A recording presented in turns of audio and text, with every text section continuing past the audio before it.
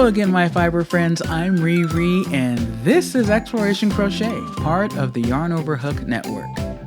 This week, we're talking about something that a lot of people celebrate. This is March, and let me wish you a happy National Crochet Month. Whether you call it Nat Cromo or just the best month of the year, we are officially here for it. Now, if you've been around crochet spaces for any amount of time, you've probably seen the posts. Happy National Crochet Month, March is for crochet, support your local yarn shop. And all of that is wonderful.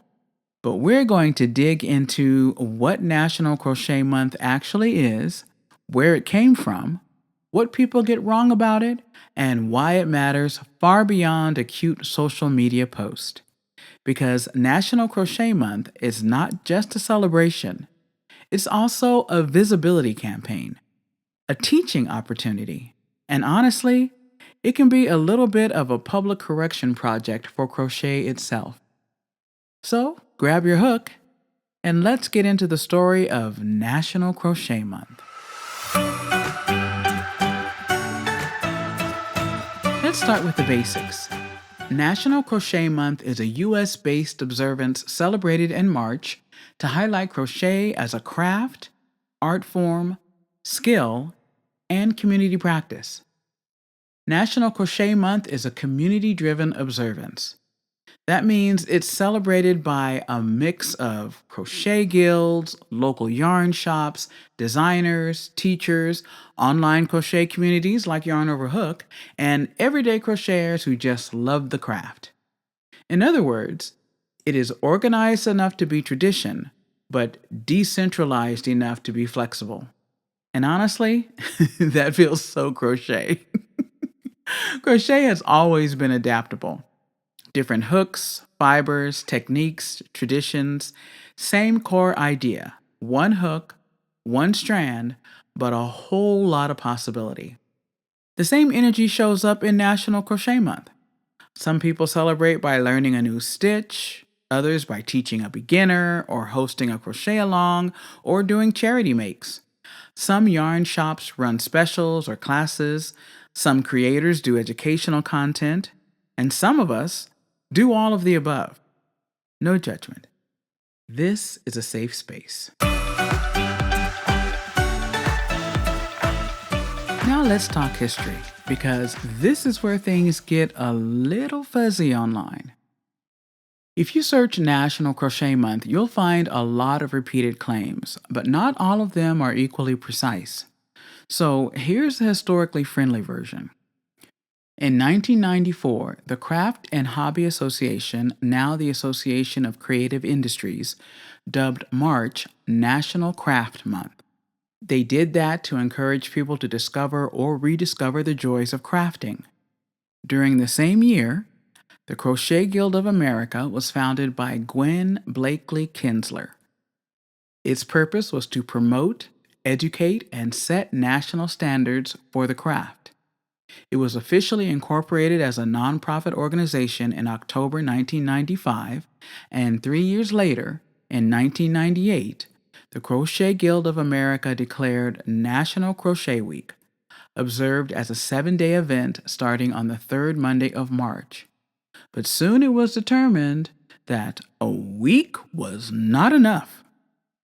Some sources point to March 2000 as the transition point when the observance became a month-long celebration, while many later calendar-style sources standardized the full month observance as fully established by 2005. But whenever it was, it shows us how crochet organizing was developing in the time.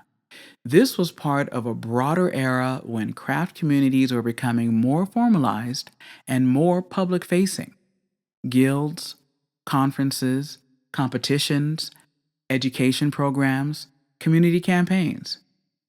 Crochet was building infrastructure, so crochet's March placement made sense. Plus, it gave crochet the opportunity to say something bigger. National Crochet Month wasn't just about saying crochet exists among the other crafts. It was also about saying crochet belongs in the larger conversation about art, craft, education, and making.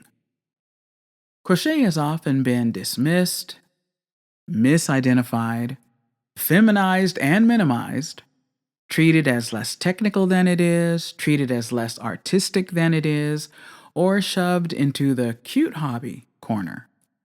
Meanwhile, crochet was over there doing the most: garment engineering, lace architecture, structural textiles, colorwork systems, mathematical patterning, ergonomic problem solving, and community based teaching traditions that predate half the internet. So, placing crochet in a visible month long observance in March does two things. One, it aligns crochet with the wider craft world. And two, it gives crochet a dedicated platform to say, actually, let me show you what this craft really can do. Now, let's talk about how people actually celebrate it, because this is where the heart of the observance really lives. Number one, in learning and teaching. This is probably the most important category. National Crochet Month is a huge teaching moment. Beginner classes, stitch refreshers, technique tutorials, trying a new style like Tunisian or lace, mosaic, amigurumi, garments, or thread crochet, teaching a friend, a child, a coworker, or a neighbor. This teaching culture is one of crochet's superpowers. Crochet survives and grows because people teach it person to person, project to project, generation to generation. A pattern can tell you what to do, but a crochet teacher helps you see it and believe you can do it. That's different, and that matters. Number two, March is a big month for crochet social energy. I mean, guild meetups, stitch nights, online crochet-a-longs, theme challenges, whip sharing, designer spotlights, live streams, and Q&As. National Crochet Month makes crochet feel visible all at once. There's a momentum to it, a kind of everybody's making something energy. And that kind of visibility is especially powerful for newer crocheters who may feel they're learning all alone. Number three, charity crochet. Another deeply rooted crochet tradition, making for others. March is often a time when groups organize donation drives or spotlight charity projects. Hats, blankets, baby items, comfort items, community aid pieces. This is one of the clearest examples of how crochet is both a craft and a social practice. You can literally see care take shape stitch by stitch. And finally, public crochet advocacy. This is the part I think deserves more attention. National Crochet Month is also a chance to advocate for crochet as a serious discipline. Not in a stuffy way, I mean in a practical, joyful, public way. Showcasing advanced techniques, teaching people how to read stitches, explaining why yarn choice and hook geometry matter, demonstrating that crochet has design logic, material science, and technical depth. And if you want to add correcting crochet versus knitting confusion, you can do that too. But basically, March is a month where crocheters collectively say, yes, we are certainly adorable, but we are also highly skilled. Okay, time for a little myth versus reality and a deeper look at why the month matters historically. Myth number one, there's only one official way to celebrate. Nope. And thank goodness. One of the strengths of National Crochet Month is that it works at many scales. One person learning chain stitch, a guild hosting a public event, a yarn shop spotlighting crochet-friendly staff, an online creator running a mini-series or pattern giveaway, a community challenge with hundreds of participants.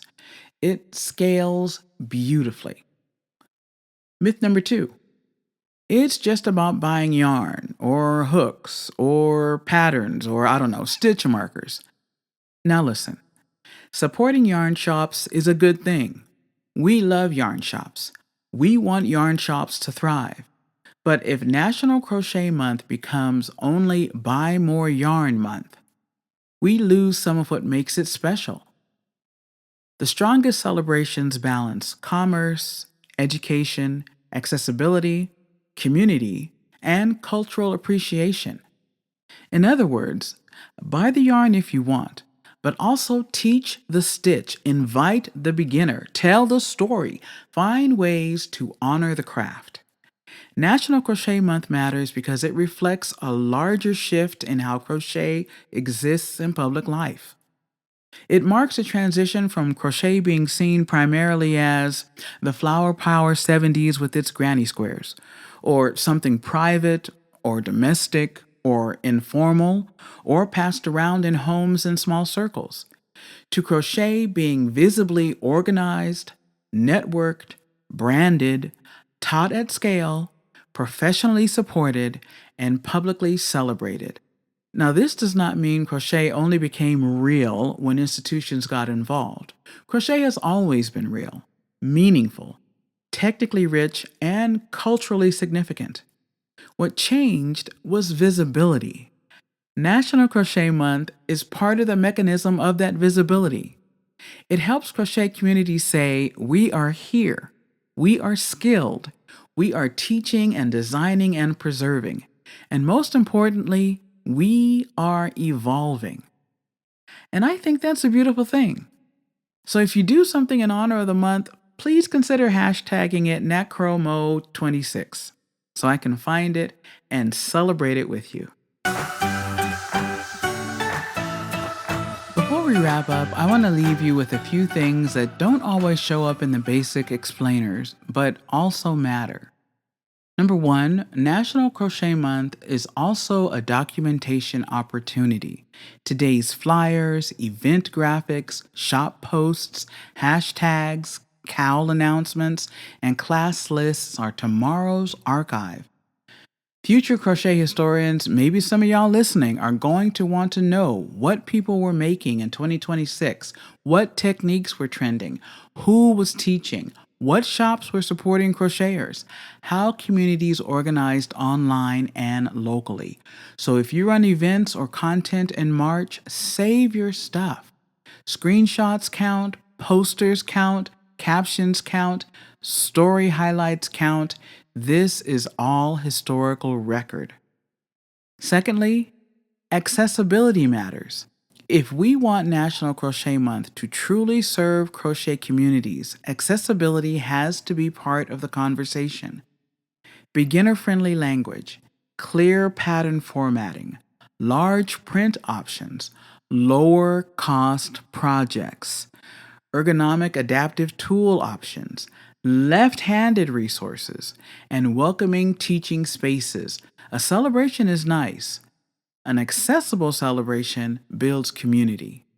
And finally, March is a great outreach month. If you are a creator, an educator, a guild leader, a community organizer, March gives you a natural invitation point. People are already primed to participate. You don't have to invent the momentum from scratch. You just have to give it shape. And if you're building something, a local initiative, a crochet-friendly shop list, a guild partnership, a teaching series, a newsletter feature, National Crochet Month gives you a powerful frame in which to do that work. So what is National Crochet Month? It's an observance, a celebration, a teaching season, a visibility campaign, a community ritual, and if we use it well, it's also a way to preserve and honor crochet's living history. And I think that's the part I love most, because crochet is a lot more than the things we make. National Crochet Month gives us 31 days and a whole lot of ways to say it loud. I crochet and I'm proud. If you're listening during March, I'd love to know how you are celebrating NatCromo 26. Are you learning something new? Teaching someone else? Supporting a crochet-friendly yarn shop? Working on a long-term whip? starting a crochet along, or just proudly existing with several active projects and a very optimistic yarn shelf. Again, no judgment, you are among friends. If you're looking for a great charity make for the month, check out the 2026 New Year New Blanket Crochet Along from Yarn Over Hook. It's beginner friendly with 11 different stitch options which can be combined any way you like, as well as 3 size options for the finished project. I'll leave the link for the videos in the show notes. Also, you can keep up with Crochet Month events with Yarn Over Hook at nationalcrochetmonth.com. And speaking of crochet-friendly shops, don't forget we're still building our list. I'll leave details in the show notes. Thank you for spending this time with me today, and if you enjoyed what you heard or just want to spread the news of crochet or National Crochet Month, please consider sharing, favoriting, and subscribing. Also, find me in Substack. I'm ReRe. Thank you so much for listening. And this has been Exploration Crochet.